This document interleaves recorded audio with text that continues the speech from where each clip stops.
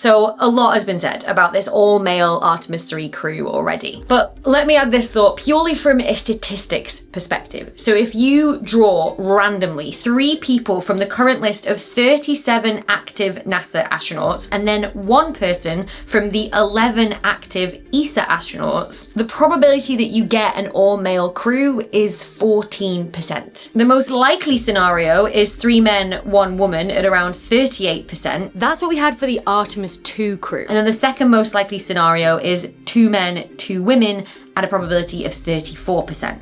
Now, of course, we know crew selection isn't random. It's based on experience and skill sets and availability of the astronauts. But if you assume those things are independent of gender, which they should be, then these stats still apply here. So the Artemis III crew isn't statistically anomalous in that it's an all-male crew once again. We can just add it to the ever-growing list of all-male spaceflight crews that have come before it, right? And I think that's what feels just so especially frustrating when it comes to this, is that despite all of the progress that we've been hearing about, you know, to take us towards equality and equal representation of women in this field, like for example, the most recent intake of NASA astronauts had 6 women and 4 men in the class, making it the first time women outnumbered men in an intake.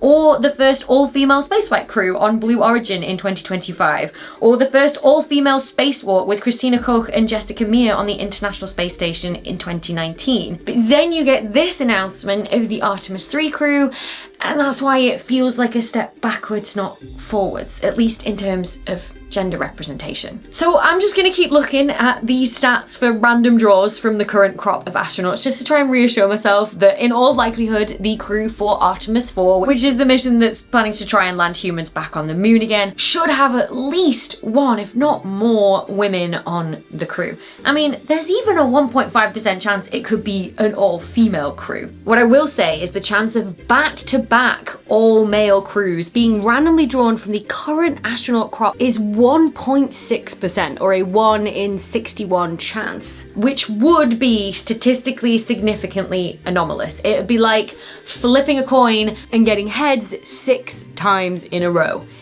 That'd be about when you'd start to get suspicious if you had a biased coin. So I'm willing to put this all-male Artemis III crew down to the fact that, yeah, these were the 4 best people for this mission and they just all happened to be men.